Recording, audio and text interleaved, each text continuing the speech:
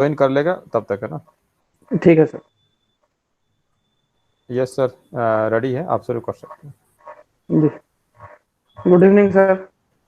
Yes, good morning, good evening, बैठिए। Thank you sir. बिना नाम बताए अपना संक्षिप्त परिचय दीजिए। जी सर। सर मैं शेखावाटी का सिरमौर जिला और पश्चिमी राजस्थान के प्रवेश द्वार झुंझुनू के एक गांव भारू का निवासी हूँ। और मैंने अपनी स्कूली शिक्षा में 10वीं कक्षा संत Vinoba senior secondary central academy Jhunjhunu से और 12वीं कक्षा राजस्थान पब्लिक उच्च माध्यमिक विद्यालय झुंझुनू से की है। मैंने कॉलेज शिक्षा में कला संकाय के साथ सेठ मोतीलाल कॉलेज झुंझुनू से किया है। और मैंने एलएलबी किया है जयपुर विधि महाविद्यालय जयपुर से। इसके पश्चात मैंने 7 वर्ष से 2 माह है सहकारी भूमि विकास बैंक में बैंकिंग सहायक के पद पे काम किया है। और वर्तमान में मैं कनिष्ठ लेखाकार के पद पर कार्यरत हूँ। और मेरा पद स्थापन सामुदायिक स्वास्थ्य केंद्र मंडावा झुंझुनू में है। ओके। मैं आपसे अगर आपके झुंझुनू जिले की 3 बातें पूछना चाहूँ विशेष, जो इसे और जिलों से अलग करती हैं। जी सर।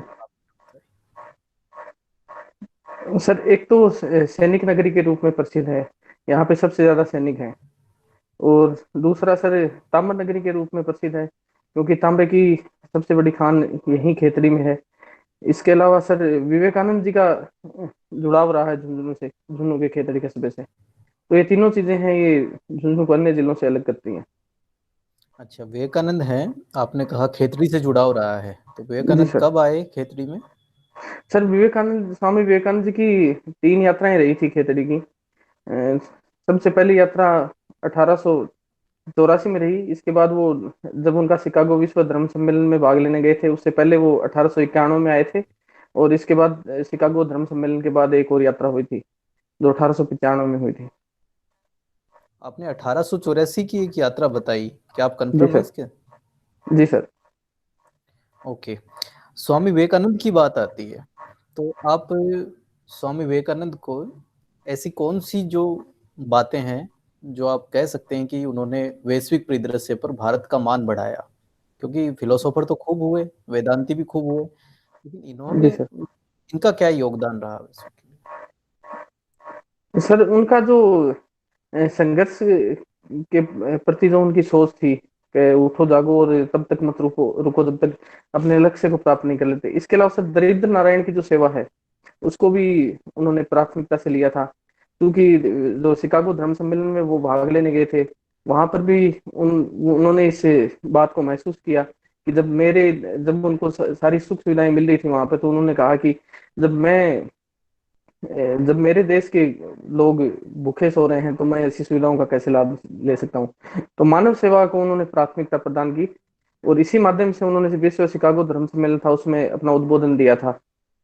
अच्छा रवि जी, आप साहित्य के भी विद्यार्थी रहे हैं, तो साहित्य से मैं जहाँ तक याद कर पा रहा हूँ कि कामायनी में जयशंकर प्रसाद ने लिखा है कि महानता कितनी भी बड़ी हो, वो निर्दोष नहीं हो सकती, उसमें छिद्र तो रह ही जाते हैं। तो जी। विवेकानंद के जीवन का कुछ ऐसा कोई आप व्यक्तित्व या फिर कोई ऐसी घटना रही हो इतिहास में कि जहां पर आपको लगा हो कि आप मान सकते हैं कि उनके भी व्यक्तित्व में या फिर उसमें कहीं छिद्र रहा हो, कहीं तलाशते हैं आप? सर माफी चाहूंगा, मुझे रिकॉल नहीं हो पा रहा है। ओके। ग्रेजुएशन में आपके जो सब्जेक्ट्स हैं वो इंग्लिश आपका सब्जेक्ट रहा है, जी सर। और इतिहास रहा है सर, और कंप्यूटर एप्लीकेशन रहा है। कंप्यूटर एप्लीकेशन, एलएलबी आपने किया है। जी सर।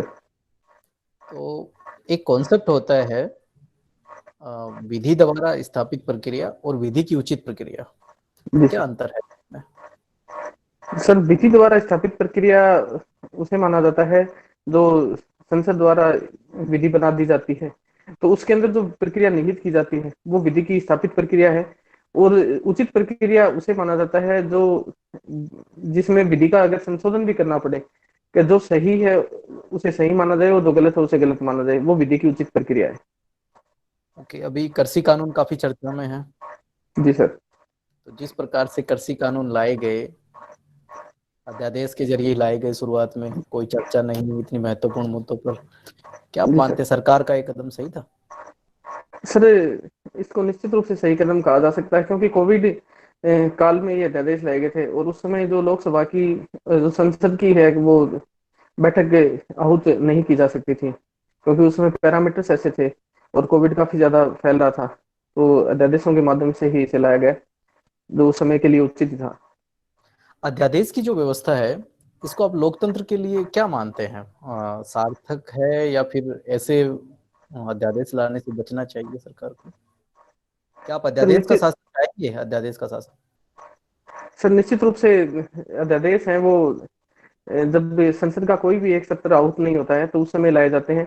और इसकी इसके पीछे सर मूल भावना ये निहित होती है कि जो भी अति आवश्यक महत्व का विषय है, क्योंकि संसद सत्र आउट करने में समय लगता है, तो उस विषय पर तत्काल अगर कानून बनाए बनाए जाने की आवश्यकता होती है तो उसे बनाया जाता है।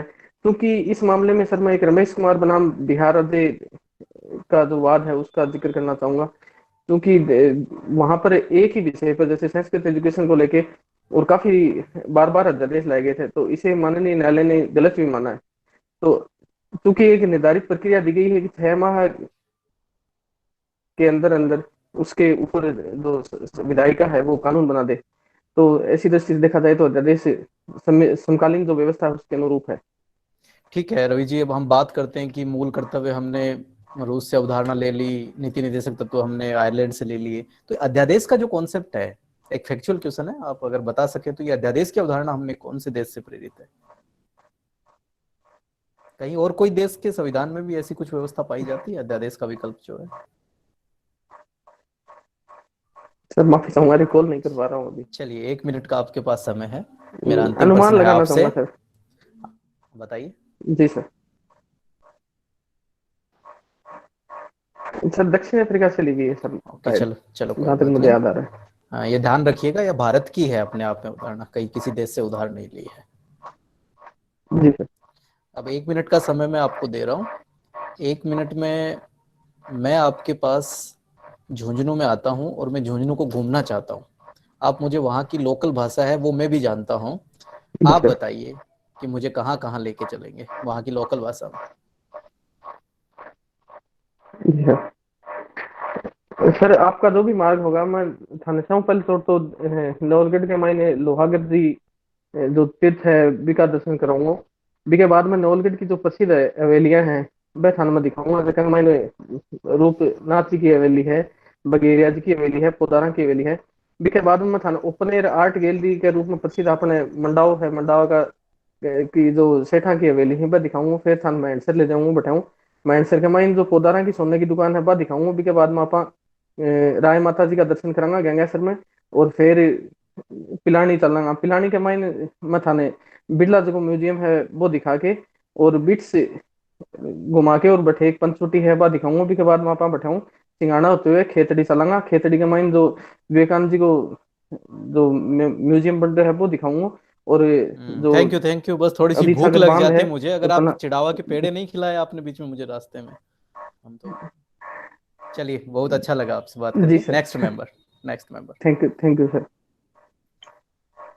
रवि जी, आपने, जैसा कि आपके डीएफ में पता चलता है कि आपने विनोबा भावे स्कूल से पढ़ाई की है, प्रारंभिक एजुकेशन।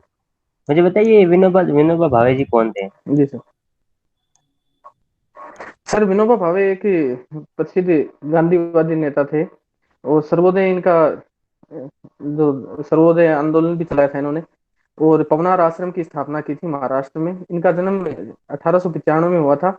और ये जो गांधी जी द्वारा जो व्यक्तिगत सत्याग्रह आंदोलन प्रारंभ किया गया था उसके पहले सत्याग्रही थे। और उसके बाद जब देश आजाद हो गया स्वतंत्रता पश्चात इन्होंने भूदान आंदोलन की शुरुआत की थी, वर्तमान तेलंगाना स्टेट के पोचमपल्ली से। अच्छा, जो एक इनका विनोबा भावे का जो सर्वोदय है और एक जो एकात्मवाद का सिद्धांत है, ये एक दूसरे से किस तरह से डिफरेंस है या जी सर। इनमें कुछ समानता दिखती है क्या? जी सर, समानता की बात की जाए तो सर्वोदय से आशय है सभी का उदय। और एकात्मवाद है उसमें प्रत्येक व्यक्ति अपने उत्थान से संबंधित है। जो अंतिम पायदान पर जो व्यक्ति बैठा है उसके उत्थान की बात एकात्मवाद करता है। और जबकि सर्वोदय है वो सभी के उत्थान की बात करता है। तो कहीं ना कहीं जो सर्वोदय है वो एक व्यापक अवधारणा है और अंत्योदय है ये उसी का एक भाग है। अच्छा, और जो सर्वोदय अवधारणा है उसका भारतीय संविधान में कहीं झलक मिलती है? आप पॉलिटी के विद्यार्थी भी रहे हैं। सर जो डीपीएसपी हैं, जो राज्य के नीति निर्देशक तत्व है, उनमें भी इनका प्रभाव दिखाई देता है, जो गांधीवादी जो उसमें जोड़े गए हैं। इसके अलावा सर जो मौलिक अधिकार हैं वो भी इसी का एक भाग है। जो गांधीवादी तत्व है, कौन कौन से ऐसे डीपीएसपी है जो ये सर्वोदय की भावना को बताते हैं?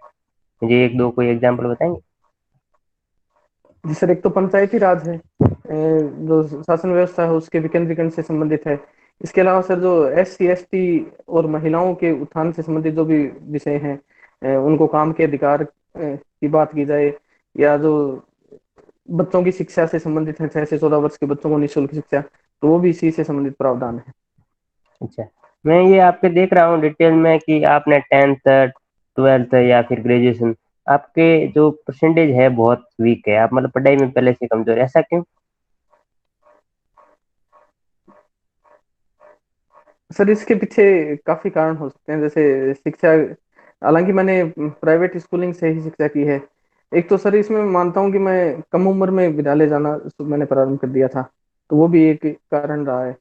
इसके अलावा सर पढ़ाई की उस समय चूंकि परिपक्वता नहीं होने के कारण मेरी IQ शायद उस समय कमजोर रही थी, जो धीरे धीरे अभ्यास के माध्यम से डेवलप हुई है। आप क्या मानते हैं कि जो परसेंटेज है वो किसी व्यक्ति के मूल्यांकन में क्या महत्वपूर्ण भूमिका निभाते हैं? क्या ये उसका आधार होना चाहिए? सर एक प्रारंभिक आधार हो सकता है, लेकिन एक व्यापक रूप से एक व्यक्ति का अगर विश्लेषण किया जाए तो उसमें अकेले परसेंटेज को ही आधार नहीं माना जा सकता, उसके अन्य भी कई पक्ष होते हैं। अभी जो सरकार ने इसी तरह से जो बच्चों के उनका मूल्यांकन करने के लिए स्कूलों में एक नया सिस्टम शुरू किया है, उसके बारे में जानते हैं कुछ? नहीं सर, माफी चाहूंगा। सीसीई के बारे में पता है? Sorry sir. अच्छा, आपके पॉलिटी सब्जेक्ट रही है। अभी ये जो संविधान संशोधन विधेयक है 100 संविधान संशोधन अधिनियम 102, तो वो जी चर्चा सर। में है, क्यों है? सर जो संविधान संशोधन अधिनियम 102वां है, वो जो आरक्षण से संबंधित प्रावधान है उससे संबंधित है। इसमें सर एक तो आर्टिकल 342 में जो अन्य पिछड़ा वर्ग के लिए एक आयोग का गठन किया गया है। इसके अलावा सर जो राज्य जो आरक्षण की के लिए व्यवस्था करते हैं, वो राज्यों की शक्ति है, वो केंद्र के अधीन आ गई है, तो इसको लेकर ये चर्चा में है। अच्छा, और राज्य भी अभी इस पर जो बहस चलती है कि राज्य मांग कर रहे हैं कि जो इंदिरा साहनी केस हुआ था उसमें उस पर पुनर्विचार की सुप्रीम कोर्ट पुनर्विचार करे। आपको क्या लगता है कि क्या पुनर्विचार करना चाहिए सुप्रीम कोर्ट को इस मामले पर? सर निश्चित रूप से माननीय सर्वोच्च न्यायालय ने इस विषय में राज्यों को नोटिस भी जारी किए हैं। 50% की जो सीमा का इसमें बैरियर लगाया था माननीय सर्वोच्च न्यायालय ने, तो उसमें ये भी प्रावधान था कि अपवाद स्वरूप इसको बढ़ाया जा सकता है, और चूंकि कई राज्यों में ये बढ़ाया भी गया है और इस पर माननीय सर्वोच्च न्यायालय ने सहमति भी प्रदान की है, तो निश्चित रूप से इस पर पुनर्विचार की आवश्यकता है। लेकिन इसके साथ साथ कुछ अन्य विकल्पों पर भी विचार किए जाने की आवश्यकता है। जैसे? जैसे सर जो SC ST हैं उनमें भी क्रीमी लेयर का प्रावधान एक व्यापक व्यापक विमर्श के माध्यम से किया जा सकता है, ताकि जो वंचित हैं उनको भी और ज्यादा इसका लाभ मिल सके। जो आरक्षण की पॉलिसी है जो भारतीय संविधान में प्रावधान किया गया, प्रारंभिक 10 वर्षों के लिए किया गया, फिर उसको बढ़ा के धीरे धीरे धीरे बढ़ा दिया गया, ये लगातार चलती जा रही है। आपको क्या लगता है कि अब भी भारत को आरक्षण की जरूरत है क्या, या ये हमें आरक्षण का जो सिस्टम है उसको बंद कर देना चाहिए? सर आरक्षण एक सकारात्मक माध्यम है लोगों के उत्थान का, तो निश्चित रूप से आरक्षण का प्रावधान किया जाना चाहिए, होना चाहिए, लेकिन उसके साथ साथ उसमें समीक्षा भी समय समय पर होनी चाहिए, और कोई व्यापक विमर्श के माध्यम से विभिन्न हितधारकों को इसमें शामिल करते हुए इसकी जो मानक है उसमें बदलाव भी किया जा सकता है, जिससे जो वास्तव में जो वंचित हैं उनको इसका लाभ मिल सके। आपने कहा कि आरक्षण एक सकारात्मक पहल है, तो जो जिस तरह से जैसे हरियाणा सरकार ने हाल ही में निजी क्षेत्र में भी जो नौकरियां हैं उसमें की स्थानीय लोगों को 75% आरक्षण की व्यवस्था की। अब क्या लगता है कि इस तरह की जो राज्य व्यवस्था कर रहे हैं स्थानीय आरक्षण, स्थानीय लोगों को आरक्षण की व्यवस्था, क्या ये भी उचित है क्या सकारात्मक आरक्षण सकारात्मक है, फिर ये भी उचित होगा। आपको क्या लगता है इस पर? सर निश्चित रूप से इसको उचित कहा जा सकता है, लेकिन इसमें देखने वाली बात ये होगी कि जो प्रोफेशनल कोर्सेज हैं या जिनमें अत्यधिक एबिलिटी की आवश्यकता है, तो उन पदों पर आरक्षण प्राइवेट सेक्टर में उनमें कंपटीशन के माध्यम से होना चाहिए। बाकी जो नीचे के पद हैं उन पर आरक्षण की व्यवस्था की जा सकती है ताकि वहां के स्थानीय लोगों को उसका लाभ मिल सके। इससे तो जैसा कि आपने कहा, ये जो निम्न पद है उस पर आरक्षण की व्यवस्था करनी चाहिए। ऐसे तो फिर सभी राज्य इसमें प्रतिस्पर्धी होंगे कि भाई हमें आरक्षण की जरूरत है। जो जैसे कि राजस्थान जैसे राज्य है उनमें बहुत अधिक प्रवास है जो दक्षिण भारतीय राज्यों में वहां जाते हैं। तो मुझे लगता है निजी क्षेत्र में अगर इस तरह से सभी राज्य व्यवस्था करेंगे तो मुझे लगता है कि ये राज्यों के बीच में आपसी कलह का उत्पन्न करेगा। आपको क्या लगता है कि निजी क्षेत्र जो छोटे व्यवसाय है उसमें भी आरक्षण की व्यवस्था हो जानी चाहिए? सर इसमें एक मॉडल के रूप में इसको देखा जा सकता है ताकि फिर उसकी समीक्षा की जाए। जैसे पायलट प्रोजेक्ट सरकार बनाती है उसी तरह से इसको लागू करके देखना चाहिए और इसके जो भी गुण अवगुण है उन पे विचार करते हुए इसको व्यापक स्तर पे लगाया जाना चाहिए। ठीक है sir, thank you. Next member कोई थैंक है यू या मैम। फिर? मैं पूछता हूँ सर, जी सर। हॉबी से। जी क्या हॉबी है रवि जी आपकी? सर मेरी हॉबी एक तो राजस्थानी कुकिंग है और उसके अलावा सर मैं जो हिंदी साहित्य है उसके नॉवेल्स पढ़ना पसंद करता हूँ। क्या क्या बनाते हैं आप राजस्थानी कुकिंग में? सर राजस्थानी कुकिंग में मैं लापसी बना लेता हूँ, दाल बाटी चूरमा बना लेता हूँ और जो पंचकुटे की सब्जी है वो भी बना लेता हूँ सर। इसके अलावा जो भी राजस्थान में जो प्रसिद्ध व्यंजन है जैसे टपोरे हैं उनकी सब्जी है। इसके अलावा सर फोग का रायता है, ठीक है, तो राबड़ी है। खाना बनाना जी सर। महिलाओं का काम है। आप एक पुरुष है, आपने ये काम कैसे सीख लिया खाना बनाने का? सर एक तो क्योंकि इसमें एक बराबरी का सा भाव महसूस होता है, क्योंकि हम जो लैंगिक भेदभाव है उसकी काफी बात करते हैं तो एक बराबरी का भाव महसूस किया जाता है। क्योंकि घर में भी महिलाएं हैं तो उनके प्रति भी इसके माध्यम से सम्मान प्रकट होता है। इसके अलावा सर क्योंकि मैं काफी समय घर से दूर भी रहा हूँ तो इसमें मेरी रुचि और ज्यादा बढ़ गई सर। आपको कहाँ से प्रेरणा मिली है खाना बनाने की? सर मेरे पापा बनाया करते थे तो उन्हीं को देख के मैंने सीखा है सर। अपने पापा से सीखा है? जी ठीक है। आप ये बताइए, जो मार्केट में खरीदारी और बार्गेनिंग है वो कौन अच्छा कर सकता है, महिला कर सकती है या पुरुष कर सकता है? सर ये काफी दुविधा वाला प्रश्न है क्योंकि महिलाएं बार्गेनिंग में पुरुषों से, क्योंकि उनकी जो मोल भाव की क्षमताएं हैं वो पुरुषों से ज्यादा है तो क्यों? वो इसके अच्छी बार्गेनिंग करती हैं। इसके पीछे क्या कारण है? क्या पुरुष नहीं कर पाते इसको, या महिलाएं कंजूस होती है? नहीं आप सर ये कहना कंजूस, चाहते नहीं नहीं कंजूस नहीं, लेकिन सर वो उनको सर पहचान ज्यादा होती है चीजों की, जो घर की जो सामग्री है उसकी, पुरुषों की हैं? तुलना में। अच्छा अच्छा अच्छा। अभी खान पान की संस्कृति बदल रही है ना? काफी इसके कुप्रभाव देखने को मिल रहे हैं। तो आप ये बताइए, क्या ऐसा हमें क्या करना चाहिए कि हम हमारे नए बच्चों को, नई पीढ़ी को जो हमारा पारंपरिक खाना है, राजस्थानी खाना है, उसके तरफ प्रोत्साहित कर सके? कुछ 4-5 चीजें ऐसी बताइए। जैसे नाश्ते में आजकल बच्चे नूडल्स मांगते हैं, मैगी मांगते हैं, लेकिन पुराना जो नाश्ता तो कोई नहीं करना चाहता। तो आप ऐसे क्या प्रयास करेंगे कि बच्चे उससे प्रेरित हो? सर निश्चित रूप से जो देसी नूडल्स हैं वो भी तैयार किए जा सकते हैं आटे के, और सेवइयाँ सेवइयाँ वगैरह तैयार की जा सकती हैं। इसके अलावा सर बाजरे का जो फाइबर युक्त बाजरा है उसकी भी सर जो वेस्टर्न डिशेज हैं उनकी तुलना में उनकी डिशेज तैयार की जा सकती हैं, क्योंकि उनमें सर जो ग्रेन्स का इस्तेमाल होता है, जो पैकेजिंग फूड है उसकी जगह सर हम देसी जो स्थानीय स्तर पर उपलब्ध सामग्री है उनका उपयोग कर सकते हैं और उसको और ज्यादा कलात्मक बनाया जा सकता है जिससे बच्चे उसकी तरफ आकर्षित हों। जैसे सर बाजरे की रोटी की पिज्जा बनाई जा सकती है। अच्छा, आप मुझे कोई महिला कुक्स का नाम बता सकते हैं जो भारत की काफी फेमस है?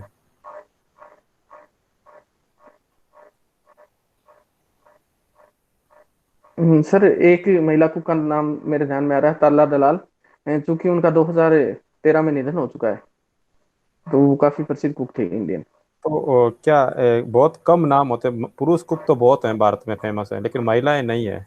क्या आप इसके पीछे क्या कारण मानते हैं? क्या महिलाएं प्रोफेशनल खाना नहीं बना पाती है? नहीं सर ऐसी बात नहीं, प्रोफेशनल खाना तो वो बना पाती हैं, लेकिन क्योंकि प्रारंभ से ही शिक्षा के क्षेत्र में वो काफी पिछड़ी रही हैं, और जो संसाधन है उन तक पहुंच उनकी पहले काफी सीमित रही है।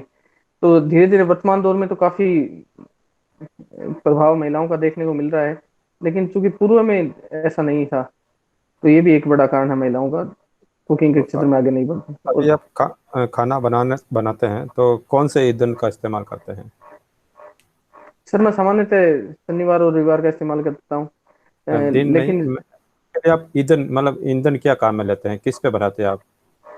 गैस पे, ईंधन सर चूल्हे मैं पे? गैस पे बनाता हूँ सर। कौन सी गैस है उसमें? सर एलपीजी है। एलपीजी में मतलब उसके अंदर कौन कौन कौन सी गैस के कंपोनेंट्स है उसमें? सर उसमें आइसोब्यूटेन और प्रोपेन होता है। आइसोब्यूटेन और प्रोपेन। जी सर। ठीक है। एक सामान्यतः जैसे हमें दाल बनानी है, कितना जी टेम्परेचर होता है उसमें उस समय खाना बनता है?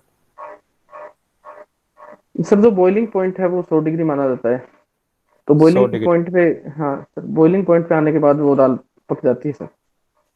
चलो ठीक है। उपन्यास पढ़ना भी आपकी हॉबी है? जी सर। बताइए मुझे, आपने 5 उपन्यास के नाम बताइए जो आपने पढ़े हैं। सर मैंने यशपाल जी का दिव्या पढ़ा है, और यशपाल जी का ही झूठा सच पढ़ा है। इसके अलावा सर मैंने श्रीमती मन्नू भंडारी जी का महाभोज पढ़ा है। प्रेमचंद जी का गोदान पढ़ा है। कर्म भूमि मैंने पढ़ा है सर। महाभोज आपने पढ़ा है? मनु भंडारी जी का कौन कौन है जी इसमें? सर। पात्र पात्र कौन कौन है? सर दा साहब हैं, जोरावर है दा साहब का एक सहयोगी। इसके अलावा मिस्टर सक्सेना है, बिंदा है, बसेसर है, एक स्कॉलर है महेश। किस टाइप का उपन्यास है ये महाभोज जो है? किस प्रकार का, जैसे उपन्यासों का अलग अलग प्रकार होता है ना, तो ये उपन्यास किस प्रकार का है? सर चूंकि महाभोज की पृष्ठभूमि में तत्कालीन बिहार में 1973, संभवतः मुझे याद आ रहा है 1973 में एक बेलची कांड हुआ था, जहाँ पर दलितों की जलाकर हत्या कर दी गई थी। तो उस को आधार मानते हुए श्रीमती मन्नू भंडारी जी ने उपन्यास लिखा है। इसमें सर राजनीतिक विद्रूपताओं और जो प्रशासनिक तंत्र है उस पर जो राजनीति है उसका नियंत्रण, उसका दबाव, और एक जो शोषित और दबा हुआ जो समाज का तबका है, उसके शोषण की बात है सर। बिंदा और बिसासुर में क्या संबंध था इसमें? सर जो बिंदा था उसकी हत्या कर दी गई थी। आपस में रिलेशन क्या था इनका, बिंदा और बिसासुर का? सर मित्र थे दोनों। दोनों मित्र थे? जी सर। मित्र तो बिसासुर की जो बिंदा की पत्नी थी वो उसकी मित्र थी बिसासुर की, ये भी दोनों मित्र जी थे? सर। सर वो दोनों साथ पढ़े हुए थे और उसकी उसके साथ शादी हो गई थी, तो ये दोनों मित्र ही थे सर। और इसमें जो मुख्यमंत्री होते हैं वो कौन होते हैं? है सर दा साहब। चलो ठीक है, बहुत अच्छा रवि जी, बहुत अच्छा लगा जी आपसे बात करके। Thank you sir. फीडबैक शुरू करते हैं। जी सर। सर बहुत अच्छा है मेरे वाले पार्ट में, आपकी दोनों ही हॉबी में अच्छा है। आपने जैसे एक उपन्यास, तो उस उपन्यास को मैंने भी पढ़ा था, इसलिए मेरे को डीपली चीज़ें मैंने पूछ ली आपको, जी तो सर। बहुत अच्छा है। और कुकिंग वाले में आपके क्वेश्चंस आंसर जो थे आपके थे बहुत सेटिस्फैक्टरी आंसर्स है जी सर। सर। ओवरऑल मेरी तरफ से एकदम बढ़िया है सर। कुकिंग वाला पार्ट में आपका बहुत अच्छा है। जी सर। हनुमान जी? जी। जी सर, जो मैंने क्वेश्चन पूछे थे जैसे कि आरक्षण से संबंधित, और ये आपने बहुत उसकी संतुलित जवाब लगे मुझे तो। और आपने जो आंसर देने का लहजा है, पॉजिटिव सेंस है, ये बहुत अच्छा है आपका। बस इसको कंटिन्यू रखो, अब तो 2-3 दिन रहे हैं। हनुमान जी सीसी क्या है? सीसी वो कॉम्प्रहेंसिव कंटिन्यूस नहीं, हाँ, comprehensive continuous comparative comprehensive evolution, evolution होता है। सतत व्यापक मूल्यांकन। ये अच्छा। पहले सीबीएसई बोर्ड में था, अब राजस्थान बोर्ड इसने लागू कर दिया है। ये एक जी वो, ये आपका परसेंटेज कम है तो ये पूछा जा सकता है आपसे कि ये होता क्या है, या इस पे अगर आ जाए वो घूम के, कोई तो नहीं, ये थोड़ा सा मास्टर इसको इसको देख। मास्टर से पूछेंगे, ये वाला तो नहीं पूछेंगे आपसे। लेकिन जो परसेंटेज कम है, फिर के परसेंटेज आपके कम है तो ये क्या मूल्यांकन का आधार हो सकता है? ये यहाँ से किसी ने एक बनता है तो फिर एक बार एक देख लेना थोड़ा ठीक सा। है ठीक है। जी। जी बाकी बहुत अच्छा है आपका, बस ऑल द बेस्ट आपको। Thank you sir. Yogendra ji. Yogendra ji left हो गए क्या? हाँ सर, योगेंद्र जी लेफ्ट हो गए हैं। चलो योगेंद्र जी वाले पार्ट में मैंने सुना आपका सर, आपका ओवरऑल आपको कुछ भी चेंज नहीं करना है, आप जिस तरह से सहज बने हुए हैं उसी तरह से रहिए, और थोड़ा सा और कॉन्फिडेंस बूस्ट करके आप अपनी स्माइल के साथ आप अच्छे से इंटरव्यू दीजिए। जी आपको ऑल द बेस्ट। अब आप थैंक यू आराम से, हाँ अब आप हमारे चक्कर में थोड़ा इधर थोड़ा टाइम निकाल, आप आराम से पढ़ो, और ठीक ठीक ठीक है सर, थैंक यू एकदम ऑल द बेस्ट फॉर आपके रियल इंटरव्यू।